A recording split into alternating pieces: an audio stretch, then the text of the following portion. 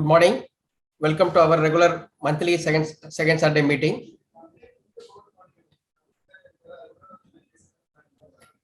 This month we are conducting in third week. Last week, due to Onam festival, we have postponed it to this week. The strength for this meeting is very less. Usually we used to get around 150 to 175 participants, but this time it is only around 55 participants have connected till now. Anyway, we will start the presentation. Yesterday was a disastrous day in our market. If you leave aside yesterday's market, our market was outperforming other global markets by a huge margin. Globally, if you take European markets, US markets, even many Asian markets, they were performing very badly. Indian, along with very handful of markets like Indonesia, Brazil, they were outperforming majority of the markets. There are many reasons for that. One of them is that in our market, we see a lot of local participation happening. Moreover, our economy is doing slightly better than others. If you take US, they have their huge headwinds of rising interest rates and very high inflation. Similarly, if you see entire European region is facing with a huge energy crisis, power crisis. So in that way, if you see our economy is relatively doing well. And in that sense, our market is also doing relatively well. So in the last 1 month, if you see that the broader market has been doing very well, and many stocks has gone up by 40%, 50% in the last 1 month in our market. There's a huge activity happening in broader market. And the other thing which has come positive for our market is that since August, FIA have started buying. FIA sold from October onwards till July. They sold almost 32 billion worth of Indian shares. From August onwards, they have started buying, and that has pushed our markets sharply up. Crude oil prices is very volatile, and if you see crude oil prices, 4%, 5% move in a single day has become new normal in crude oil prices. So a lot of events are happening in that. The Russia has stopped giving crude oil to European countries. Similarly, they have stopped supplying natural gas to European region. But indirectly, Russian crude oil is going through other countries to this sanctioned, the countries which are sanctioned on Russia. For example, Russian crude oil is going to other parts of the world through Malaysia. Malaysia actually now exports more oil than what they are producing it. So a lot of geopolitical events are happening in crude oil. And if you see the US Fed is very consistent on its statement. They are very hawkish, and they are telling that they will keep on increasing the interest rate till they see the inflation coming under control. They want inflation to be around 2%, and US Fed feels that only by 2024 the inflation will come under at around their comfort level of 2%. Till then, they expect that inflation will remain stubborn. So US Fed is very hawkish, and they are very consistent on the statement that they will keep on increasing their rate in order to fight inflation. So these are some of the major events for the last 1 month. And if you see Nifty and Sensex, they are both down by 1% between the last meeting and this meeting, almost 5 weeks. 5 weeks gap it is. Whereas mid cap and small cap, mid cap has gone up by 2%, whereas BSE small cap has gone by 4%. But in this meeting, what you can see in this market, what you can see is that a lot of theme-based actions are happening. Daily, some themes are playing out. Even yesterday, if you see, defense theme was playing out. And day before yesterday, if you see that tire companies were going up. And before that, hold-to-go companies like Tata Investment and other hold-to-go companies, that share were going up. So in broader market, we are seeing a lot of activity happening. Whereas on a index-wise, market is range bound and boring. Whereas mid cap and small cap, lot of activity is there. But yesterday was a sharp fall, and we have to see how next week our markets will pan out, because yesterday the fall in stock prices was very steep, 5 to 7% fall in many well-known mid caps and small caps. And next week we have to see how things will pan out.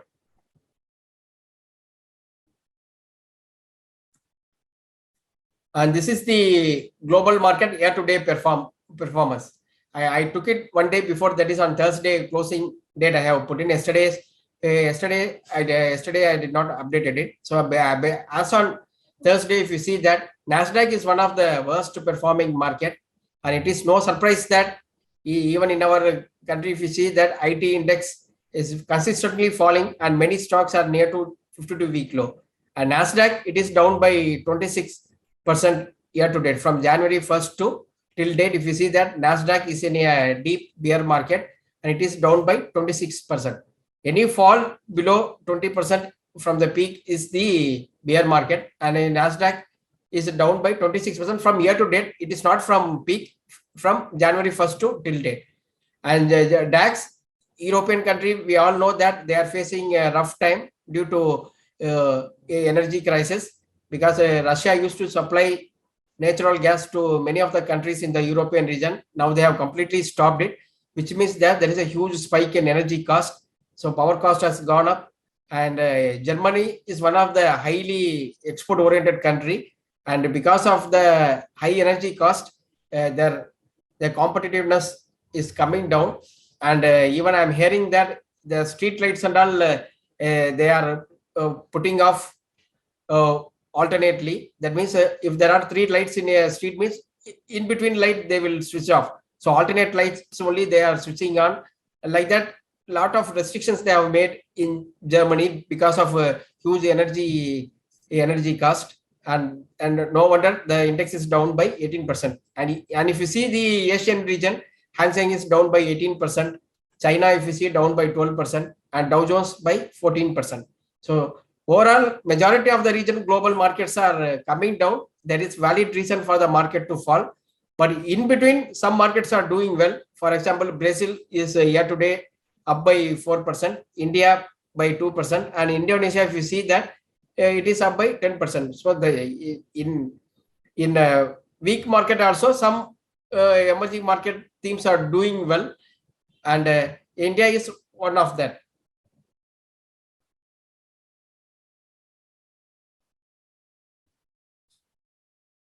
And since Indian market is doing well now, we always talk about a decoupling word. Whenever our market used to do well related to other market, we used to tell that our economy has become decoupled. So this is not the first time this decoupling word has emerged. In 2007-8 fall, at that time also everyone talked that Indian economy has decoupled from the global economy, because at that time what happened was that US market fell very sharply, started falling very sharply, whereas our market fell almost 5 to 6 months after US market started falling. During that interim period, we were doing very well. And at that time, we all talked that Indian economy has decoupled from global economy, and our economy, our market also decoupled from global markets. Like that, the talk came. But finally, what happened? All markets altogether at the end altogether fell. Now the same talk point has re-emerged, that we are doing decoupling from the global market. Only time has the answer, whereas most of the economists, most of the analysts, they are telling that decoupling is very difficult in the current global environment, where most of the markets are interconnected and most of the investments are interconnected. And during that time, decoupling will be extremely difficult. That is what most of the analysts are telling. Even economists are also telling. Even if you see the last Sunday business line paper, they have the author also has opinion the same, that decoupling will be difficult, and if global economy continues to fall, means then standing in that will be very difficult, and finally our market will also fall. So only time has the answer, and we have to see how long our market decouples globally. And some of the reason why we are our market is doing well is that growth is relatively looks better. But if you see that the exports have already started coming down, and our growth also will come down if global growth starts falling. because our economy, one of the big driver of our economy is the IT sector. And the way the IT stocks are falling, if you see that, we may see soon some slowdown in the IT sector. Last year, there was a huge short supply of staffs. Companies were giving more salary, but it looks like that in the next 6 months, things will see a U-turn in that, and most probably some uh, employment rotation may happen in the IT sector. That may happen because if you see that, unlike other sectors like pharma and all, IT sector is a well-researched sector, because those who are giving orders, similarly those who are giving for those who are giving execution, most of the analysts have contacts with them. IT sector always will do ahead of what is going to happen in coming days. And based on the way the IT sectors are performing, if you see that, most probably we may see some slowdown in the IT sector. The other big negative in our market is that our markets are trading at huge valuations premium. That is why FIIs, whoever comes on TV, they always say that our markets are trading at huge valuations premium. That is why we are not investing in Indian markets. That is the opinion of big FIIs, and they are waiting for our markets to correct to enter. And our valuations has to come down. So two ways valuations can come down. One is by growth, earnings growth, and second is by a stock price fall. So either one has to happen for big FII flows to come up. And whenever some markets outperform, there is always some speculative money which chases growth and performance, and that always comes. And we also see in our market that whenever a stock does well in a falling market, many of them used to buy that stock in order to hide in that, so that their performance will not get worst. So similarly, if our country does well, means naturally some speculative money will come and invest in our country in order to show performance. And this is the Indian equities valuation expensiveness. Historically, if you see that, Indian market used to trade at a premium to the emerging market index, MSCI emerging market index. The PE valuation premium, this has been plotted from 1994. So 1994 is the first year where foreign investors were allowed to invest in India. And if you see that, Indian market, most of the time, it used to trade at a premium only. But that premium keeps on going up. And if you see that, it is almost at all-time high. Almost a premium is at 120% now when compared to historically. And if you see that such a premium, many long-term FIs, they are not liking it. That is why they are staying away from our market. And any fall in the premium may attract foreign investors.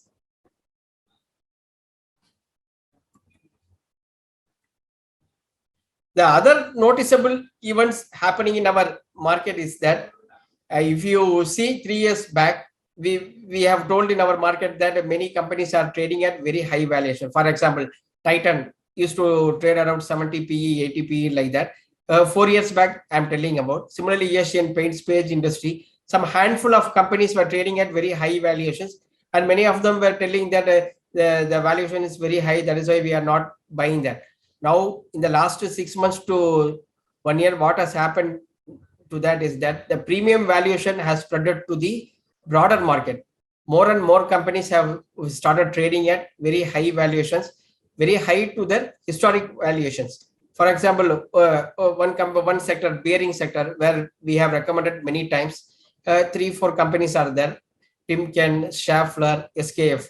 Historically, if you see that, they used to trade around a 20 to 30 PE ratio. Historically, for last 20 years, 30 years, if you see that, they used to trade around that valuation, 20 to 30. During bull market, they trade at 30 PE, whereas during the weak market time, they used to trade around 20 PE, like that they used to trade. But now, if you see that, all the bearing companies are trading around 50 PE. So there is a huge premium what it used to trade at historically. Similarly, if you see the other companies like APL, Apollo, and many other Hudson Agro, like that, many mid caps where institutions are having huge fancy in that, all new listings, all are trading around 50 to 80 PE. Majority of the good valuation, good mid cap companies, where they have good brand image, they are all trading around 50 to 80 PE valuations. They are trading. Few years back, only handful of company like Asian Paints, Page Industries, like that, a handful of companies used to trade. Now, if you see whatever company, good company you take, most of the companies are trading at very high valuations. So that is one negative aspect I see in current market. Because if you want to buy a very good company, means you have to pay huge valuations to that. And it is a typical bull market. Generally, what used to happen in a bull market is that first large cap used to go up, then mid cap used to go up, then small cap used to go up. And in 2000, what happened was that initially good IT companies traded at very high valuations, like Infosys, TCS, Satyam. At that time, Satyam was one of the good company. They trade around say 100 PE or 120 PE, even Wipro trade more than 150, 200 PE, like that it traded. Then what happened? That premium valuation started expanding to the mid cap companies. Then the next rung mid cap companies like Sonata Software, their valuation started going up. Then finally, what happened? Companies like Rolta, Silverline, all poor quality companies, Penta Media Graphics, they have started trading at 100 P. So the valuations, which was first very high valuations, which was first given to high quality companies, they gradually shift to mid cap companies, then small cap companies. The same thing is happening now. If you see that initially 3 years back, only good companies were enjoying premium valuation. Then the next run company, uh, now now if you see the capital goods company, they have started attracting huge premium valuation of 50 PE, 60 PE. Now if you see that even small cap companies in the newly listed space, they are attracting 70 PE, 80 PE, where you cannot even forecast next 2 years, 3 years in earnings. These type of companies are now started trading at 70 PE, 80 PE, 90 PE, like that. So it's a typical bull market action. So we have to be very careful in that, because what used to happen is that once you get trapped and if a sharp correction comes, means then getting out will become very difficult. So always know what you are buying. The other thing which is happening in our market is that stocks are moving based on lot of narratives and stories. Many stocks without any fundamentals, just going up based on stories and narratives. The 2 days back, all hold to go companies were going up. There was no reason for that. And day before yesterday, if you see that all tired companies were going up, based on the news that natural rubber prices has corrected, and the crude oil prices has come down. But on a single day, stocks are going up by 20%, 15% on an entire sector. With just this type of narratives, is actually it's not good. Maybe it is good for traders, but for long-term investors, it gives some warning signal. One positive sign I see in this is that the retail euphoria is still lagging. After the correction in the last 7-8 months, the retail euphoria hasn't much come back, and there is still lagging. Only the operator based and HNI based activity is much more there in our market. Retail investors still not much more active in our market now. So that is one positive which I can say. And this is a very important graph chart. And if you see that Indian market, historically, we always have one characteristic. We can very easily enter Indian market, but exiting is very, very difficult.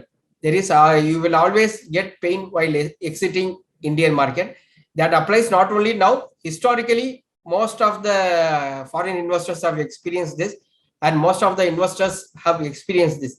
You can buy a share by paying a premium. Suppose if you want to sell it, means then it will become more difficult to sell it. That too when market starts correcting. And if you see that from October onwards to June 22, almost 8 months, Nifty has corrected by 21%. At that time, FII sold 32 billion. So for selling 32 billions, they have sacrificed almost 21% of the return. But on the upside, if you see that they bought just 1/4 of that, 7 billion they have bought it, whereas Nifty has gone up by 14%. So entry you can easily make, but for selling our existing holding, that will be very difficult. But if you see that at this time our market fell in spite of FII selling, mainly because of huge buying by domestic institutions. Domestic institutions bought heavily. That is why Nifty did not fell corrected. But previously, if you see that many times whenever FII sell, our market used to fall very sharply. And cost of exiting India is always comes as a huge price. And we have to be very careful in the mid and small cap space, because in mid and small cap space, generally the liquidity immediately dries up whenever there is a change in sentiment, at least for select stocks. So we have to be very careful in the mid and small cap space. And whenever a big institutions or a mutual fund buys a huge quantity, and suppose if they want to sell it, then they always find it very difficult to find a buyer, and they have to sell it at a huge downward price. They have, if they want to exit means. So that is one risk is there in our Indian market. This is the foreign institution secondary market activity, and if you see that from October onwards they have been continuously selling. July was almost zero, whereas August they have invested almost 5 billion. They have 5.9 billion they have invested, and in September till now they have invested around 1 billion. They have invested almost 7 billion overall. They have invested in the last 1.5 months.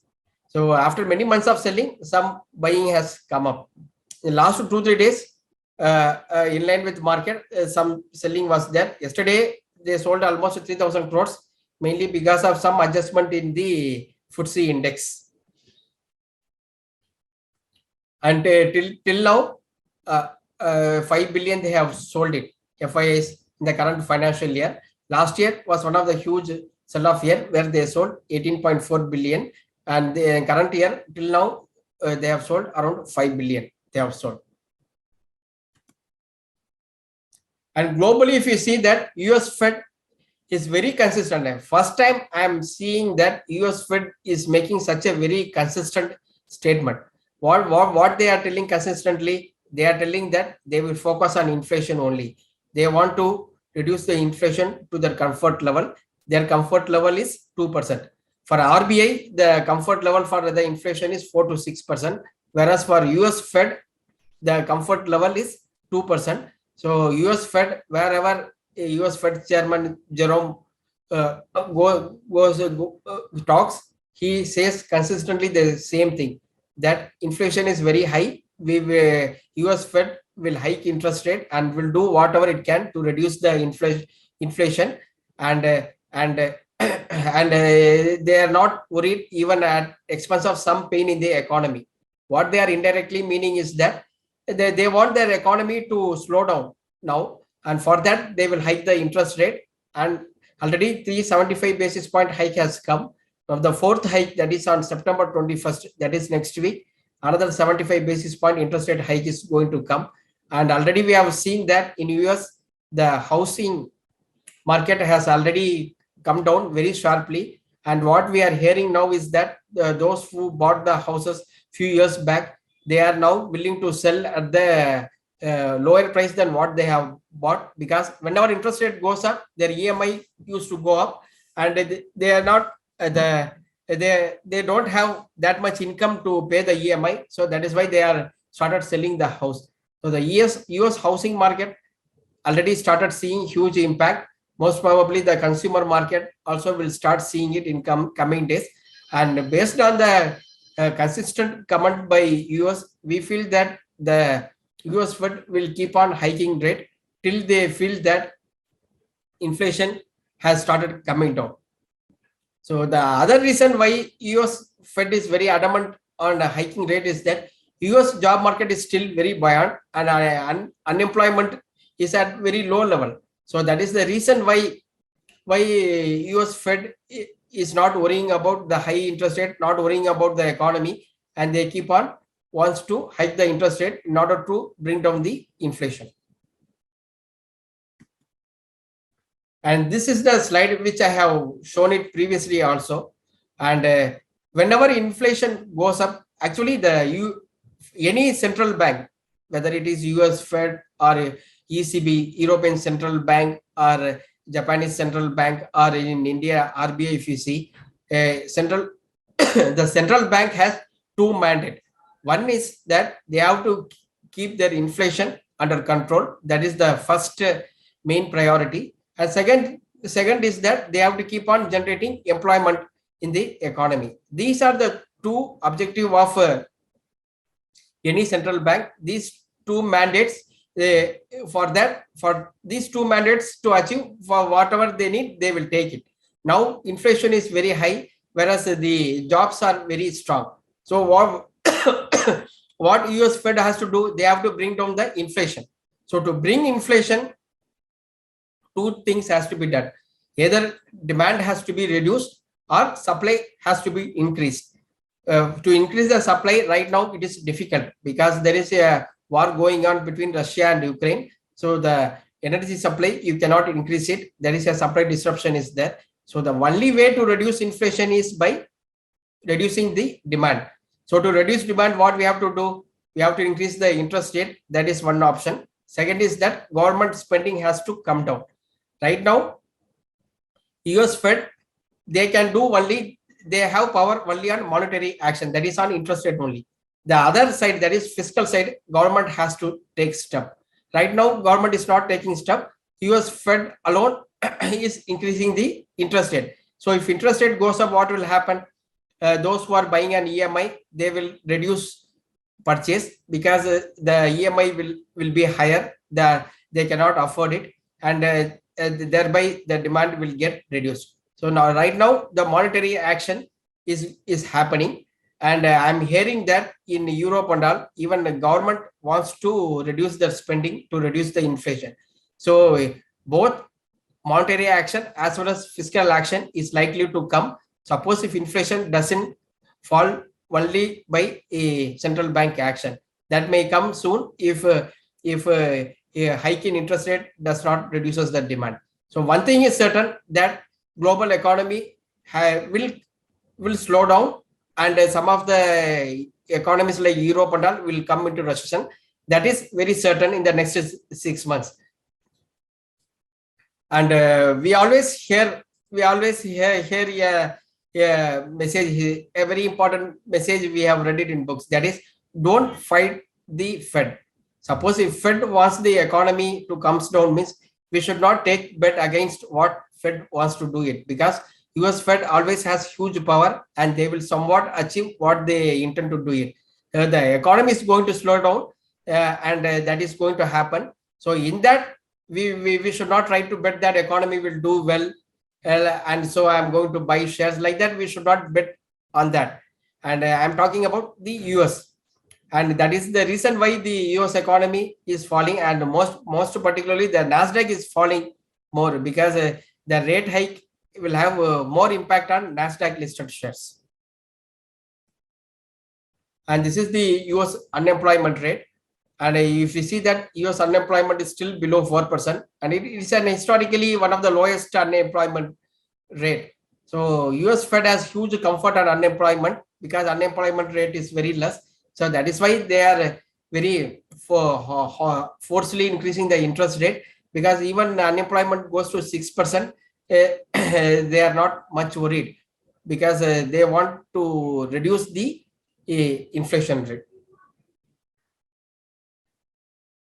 Europe, their problem is somewhat different than US. US, they are somewhat self-sufficient in their energy, whereas if you see the Europe, they import most of their energy from Russia and other countries. And since Russia has stopped natural gas supply to it, and the prices have skyrocketed, which led to huge increase in the power cost.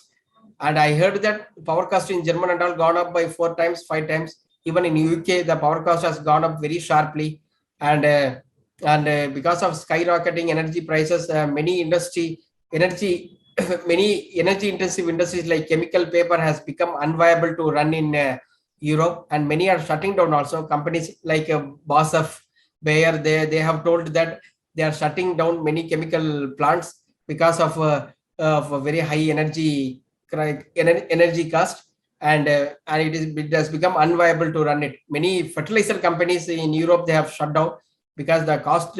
Fertilizer is one of the power intensive industry, and price of ammonia has gone up very sharply because of lack of availability of natural gas, and fertilizer companies have shut down in Europe, and Europe is facing a historic a huge problem which they haven't seen in since say World War II, and that is the problem they are facing in many countries in Europe, and it may run for some more time till the Russia and Ukraine war settles, and it looks like that it is unlikely to settle in near term.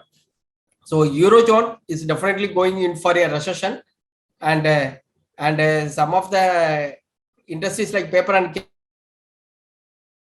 in our country, the paper stocks and chemical stocks are going up on a basis that since Europe has stopped the production, and globally they may see Indian companies may see demand for their products because of supply disruption from Europe. And this is the Eurozone interest rate. And if you see that they were keeping a 0% interest for almost 9 years, 10 years like that. Now they have started increasing the rate, and most probably they may hike rate to another 2 to 3 times. They may take the interest rate what it was seen in 2005-6 levels. And such a very high interest rate, Europe is unlikely to afford it, which will lead to further recession in the country. On one hand, energy prices were going up, and on another hand, interest rate also going up. So Europe is definitely going to see a recession, and US we may see mild recession because still the job sector is doing very well, and we may see a mild recession in the next 6 months. And already this has started showing in our exports data. This is the exports and import data, and if you see that our exports in the last 6 months has consistently started coming down. 42 billion it was in the month of March, then it became 40, 38, 40. Now last month it was 33 billion. So gradually the exports have started coming down, which indicates that global economy is seeing some pain. Whereas the imports, if you see that it hasn't fell to that extent how the exports have fell, and which means that we are having very high current account deficit right now, in spite of very high current account first trade deficit, then we have very high current account deficit. In spite of very high current account deficit, our rupee hasn't depreciated much, mainly because RBI has been selling a part of the reserves to support the rupee. RBI don't want rupee to depreciate below 80, and almost from $650 billion now our resource has come to $550 billion, almost $100 billion. It has come down. Mainly a part of it has been used to defend the rupee. In this thing, one big positive has happened, which is the monsoon. This time the overall monsoon has been good, and it is going to be above normal rainfall we are going to receive. So this is the 4th consecutive year of good monsoon. So it is very rare. Historically, if you see in the last 100 years, only 2 or 3 times only India has got 4 consecutive year of good monsoon. And in that 4 consecutive year of good monsoon, 3 are above normal. That is more than 105% of long-term average rainfall we have got it. So 4 consecutive year of good monsoon, in that 3 above normal monsoon, which is very positive, because globally if you see Europe, where high power cost, high energy cost, the another problem Europe is facing is the water crisis. There is many rivers have dried due to lack of rainfall, and water crisis also there in many parts of Europe. Because of that, agri production has come down. So luckily, our country this time in this global crisis time, we have got very good rainfall, which will aid our agriculture growth. So the food crisis, we are not going to face it because of good rainfall, thanks to very good monsoon. This fourth consecutive year of good monsoon will definitely will help us from a big inflation in food items. And till now, if you see that June, July, August, September are the peak monsoon month. So the seasonal rainfall, if you see from June 1st to September 15th, another 15 more days is there. We are almost 7% higher than long period averages, 7% higher overall. And another 15 more days are there. And IMD says that next 15 days rainfall will be normal only. So overall, we are going to end this monsoon season with around 5% plus. So 5% plus is a very good rainfall, because last 3 years we have got good rainfall, and this is the fourth year we are getting good rainfall. And central India and southern India, they have got very good rainfall. East and northeast, they are the high rainfall region. Even a small deficiency will not affect them. Only area where the rainfall less was in the Uttar Pradesh and Bihar. In that, the Himalayan belt, sub-Himalayan belt, the rainfall has been lower than expected, 30-40% lower than normal. That is the only region where the rainfall was less, whereas all other throughout the country, rainfall has been good. So this will definitely help our economy. Tax collection also good. So GST tax collection, every time 20%, 30% every month, it has been going up. So it is also positive. Crude oil prices, extremely volatile. Daily, if you see that some news is coming, and we are seeing that crude oil prices going up by 4%, 5% like that.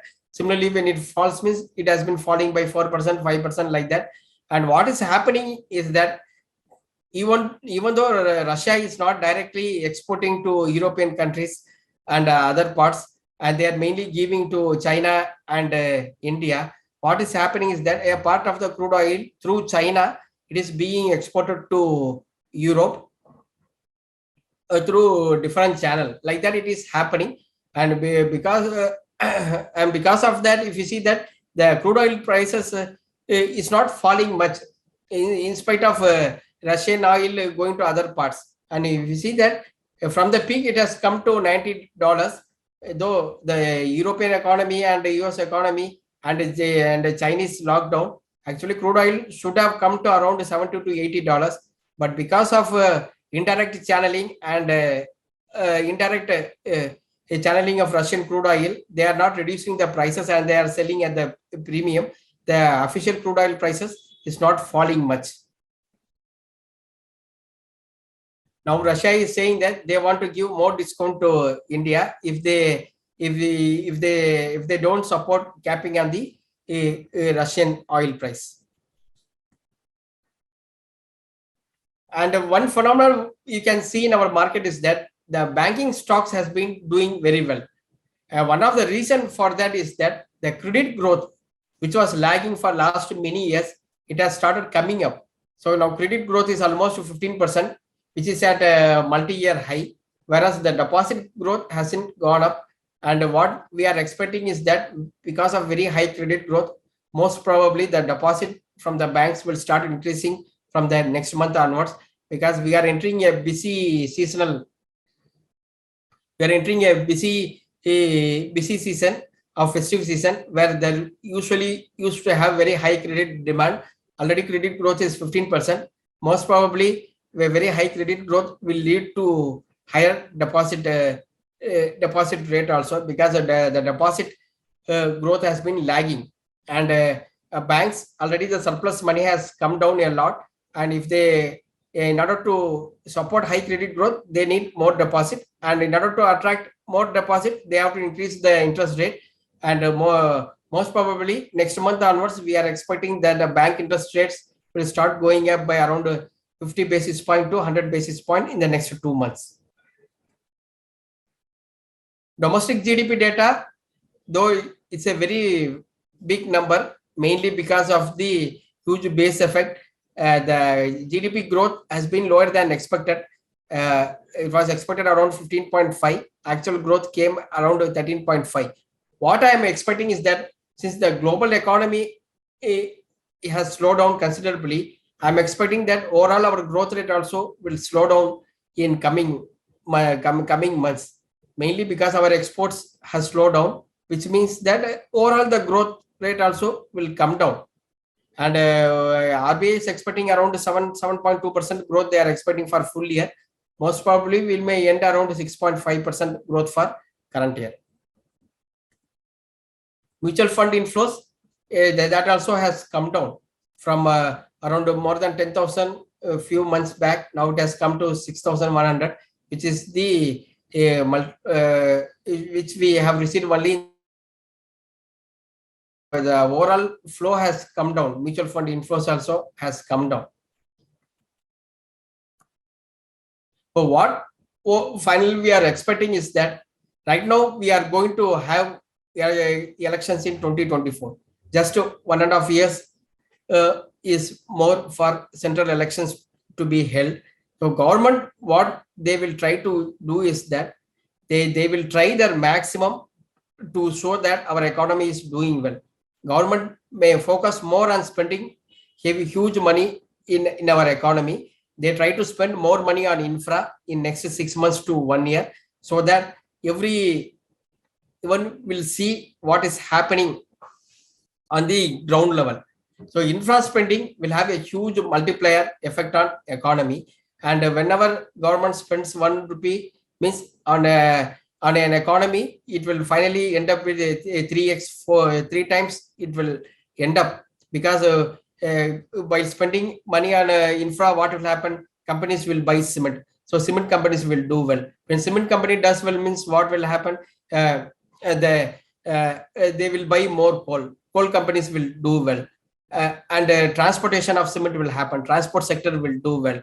More employment opportunity will be generated. They will get salary. They will spend money. They will buy consumer goods.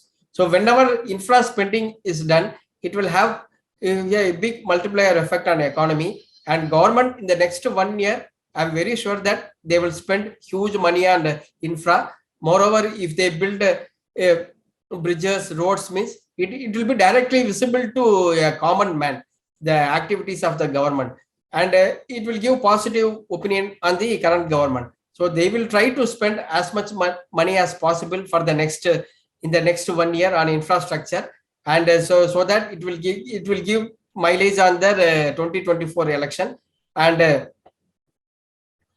that will have positive election result outcome on them. So that is what going to happen for the next 1 year.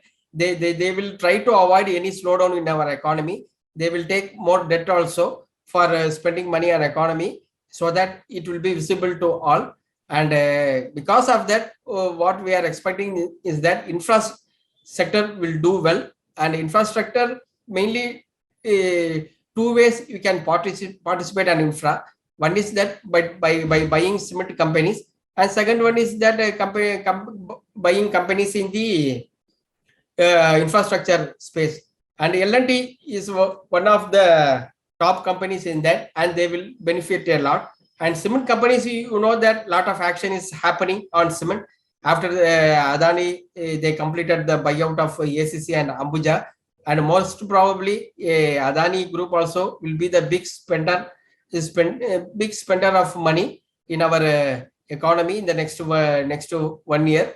They will try to spend in whatever companies they are managing, so that it will have a multiplier effect on the economy. So one sector which you can bet for the next 1 year is the infra and the cement, and in that L&T is our top bet on infra, and on cement we like Dalmia Bharat Cement.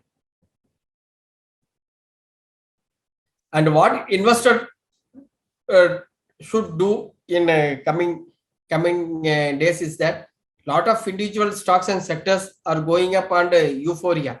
And if you see that, I told the Tata Investment Corporation, Just 3 weeks back, the stock was trading 1,700. Now it is 2,700. 1,000 rupees has gone up without any news or any corporate actions or anything. So like that, stock prices are going up by 50%, 60% without any news. And we have to be extremely careful in that, because whenever direction changes means it can fall easily by 30%, 40%. These type of stocks which are going up without any news by 40%, 50%, the same speed it can fall also. So you have to be very careful. You have to buy what you know, and when correction comes, and you should know that what you are buying, and you should have conviction on holding it.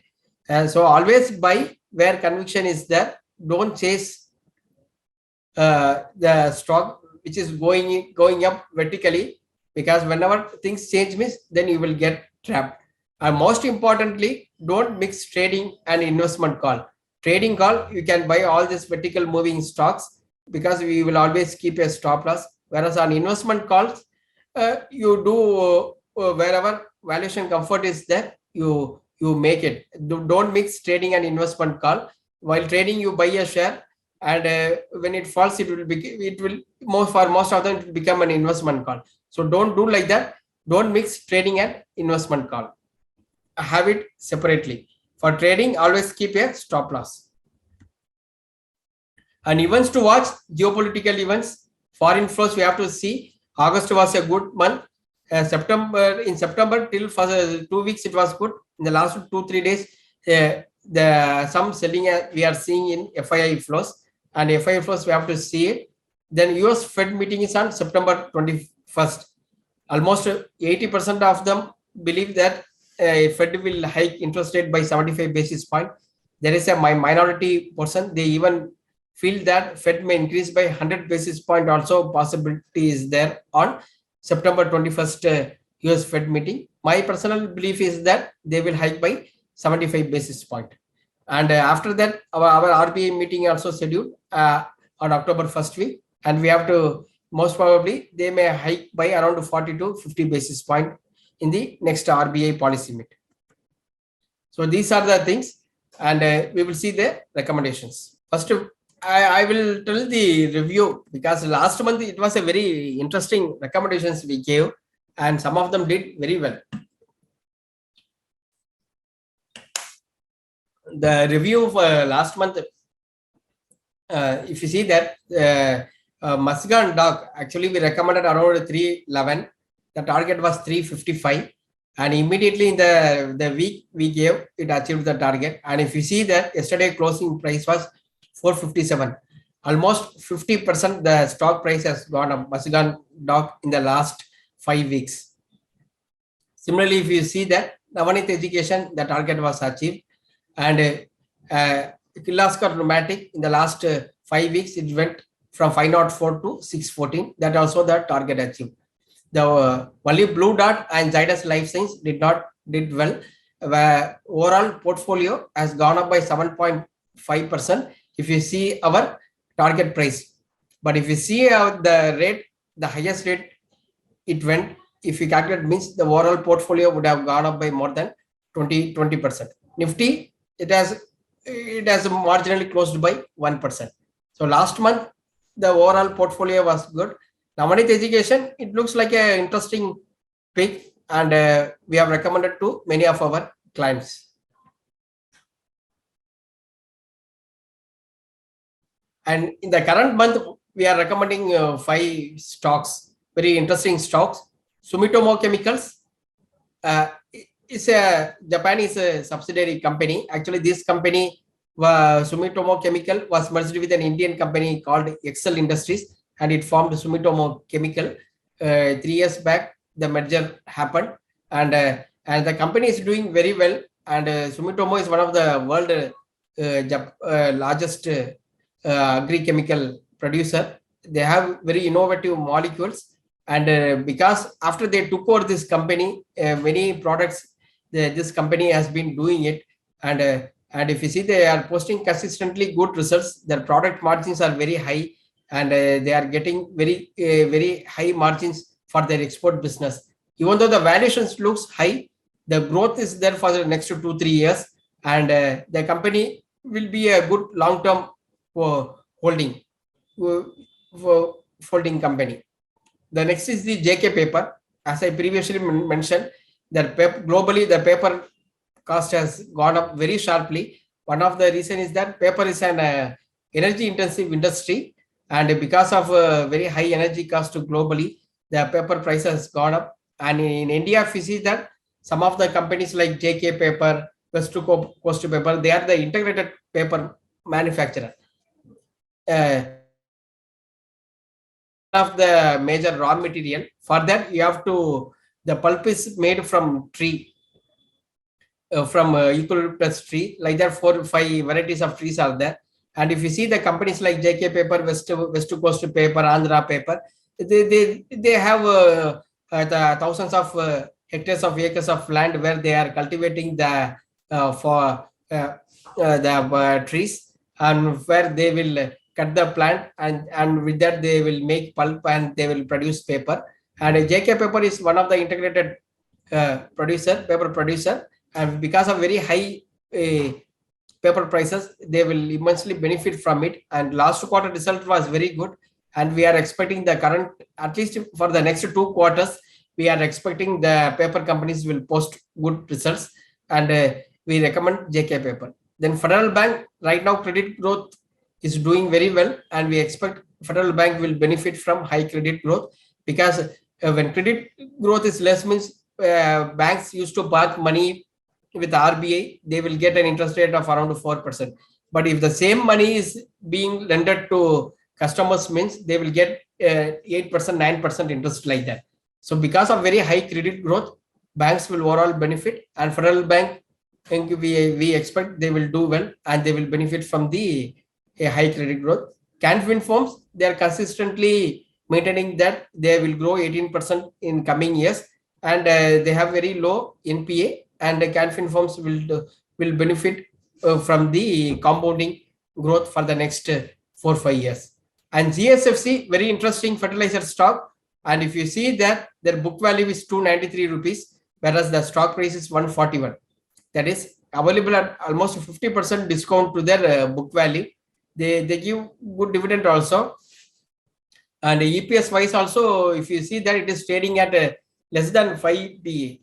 And last quarter results was very good, and we expect that next 2-3 quarters also they will post it, and it is a huge value buy at current price. So these are some of our recommendations. Right now, IT stocks are not doing well. We expect the IT stocks will remain laggard. So banks will do well in the near term, and some of the companies which will benefit from supply disruptions, they will do well in coming in coming months. On that basis only we have selected the recommendations this time. So these are our recommendations for this month, and one can buy it. So that's it for this month.